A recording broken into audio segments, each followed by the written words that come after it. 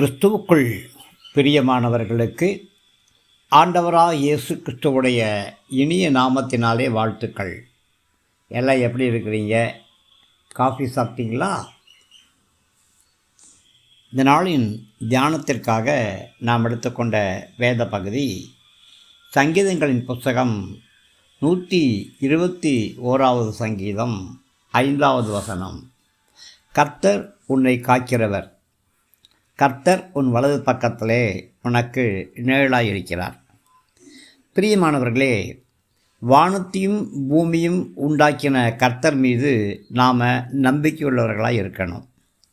கர்த்தராலே கூடாத காரியம் ஒன்றுமே கிடையாது. கர்த்தர் தான் நம்மை காக்கிறவர். நம்மை காக்கிற கர்த்தர் நம்மை மட்டுமல்ல, நம்முடைய குடும்பத்தை காக்கிறார், தம்முடைய சபையை பாதுகாக்கிறார், விசுவாசிகளையும் பாதுகாக்கிறார். ஒவ்வொரு விசுவாசிகள் மேலும், சிறு பிள்ளைகளாக இருந்தாலும், வாலிபர்களாக இருந்தாலும், வயது முதிர்ந்தவர்களாக இருந்தாலும், ஒவ்வொருவர் மேலும் கர்த்தர் அக்கறையுள்ளவராக இருக்கிறார். ஒவ்வொரு விசுவாசிக்கும் தன்னுடைய ஞானத்தையும் வல்லமையும் கர்த்தர் கொடுக்கிறார்.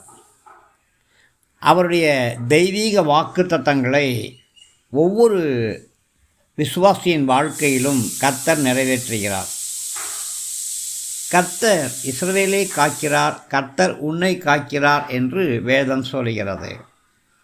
கர்த்தர்தான் தன்னுடைய மந்தைக்கு மேய்ப்பராய் இருக்கிறார். மந்தையில் உள்ள எல்லா ஆடுகளுக்கும் கர்த்தர்தான் மேய்ப்பர். மந்தை முழுவதும் மேய்ப்பனுக்குரியது. மந்தையில் உள்ள ஒரு ஆட்டை மாத்திரம் அவர் மேய்ப்பார் என்றால் அவர் அந்த மந்தைக்கு நல்ல மேய்ப்பன் அல்ல.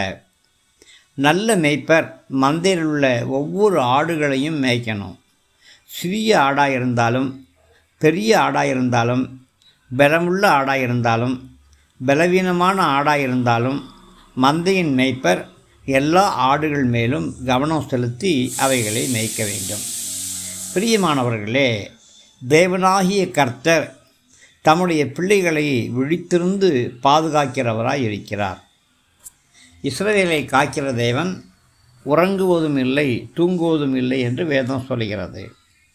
கண்ணுறங்காமல் காக்கிற கர்த்தரே எப்பொழுதும் நம்மை காக்கக்கூடியவராக இருக்கிறார். கர்த்தர் நம்மை பாதுகாக்கிறவர் மாத்திரமல்ல, நம்மை போஷிக்கிறவராக, நம்மை பராமரிக்கிறவராக இருக்கிறார்.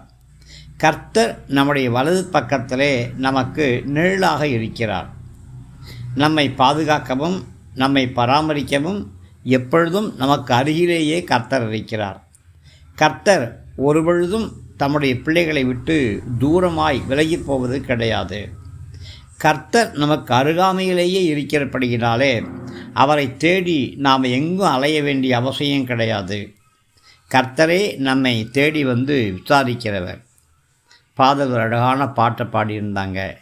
தேடி வந்த தெய்வம் இயேசு, என்னை தேடி வந்த தெய்வம் இயேசு என்று சொல்லி. ஆம், நம்மை தேடி வந்து நம்மை விசாரிக்கிறவர். நம்முடைய வலது பக்கத்தில் கர்த்தர் நமக்கு நிழலாக இருக்கிறார். வலது கரம் அப்படின்னு சொல்லக்கூடியது வேலை செய்யக்கூடிய கரம்.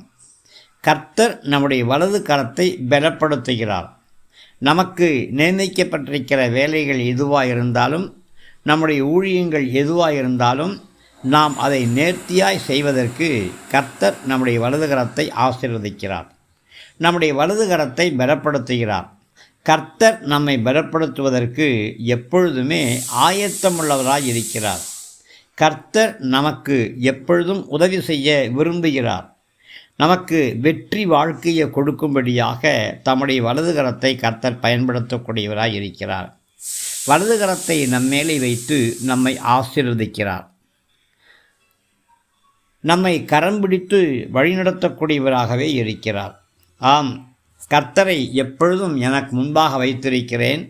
அவர் என் வலது பார்சத்தில் இருக்கிறபடியினாலே நான் அசைக்கப்படுவது இல்லை என்று சங்கீதங்களுடைய புஸ்தகம் 16ஆம் சங்கீதம் 8ஆம் வசனத்திலே தாவீது சொல்கிறார். ஆம், உங்களுடைய வலது பார்சத்திலே கர்த்தர் இருக்கிறார். வலது பக்கத்திலே கர்த்தர் இருக்கிறார். கர்த்தர் உங்களுக்கு நிழலாய் இருக்கிறார். உங்களை ஆசீர்வதிக்கும்படியாக, உங்களை பாதுகாக்கும்படியாக கர்த்தர் உங்களோடு கூட இருக்கிறார். இதற்காக நீங்கள் கர்த்தருக்கு துதியும் ஸ்தோத்திரமும் ஏறெடுக்க வேண்டும். கர்த்தர் எல்லா நேரங்களிலும் நல்லவராயிருக்கிறார். எல்லா நேரங்களிலும் உங்களை காக்கிறவராயிருக்கிறார். ஆம், கர்த்தர் என்னை காக்கிறவர். கர்த்தர் என் வலது பக்கத்தில் எனக்கு நிழலாய் இருக்கிறார் என்று சொல்லி கர்த்தருடைய நாமத்தை மகிமைப்படுத்துங்கள். தேவ கிருபை நம் அனைவரோடும் கூட இருப்பதாக. ஆமேன், ஆமேன்.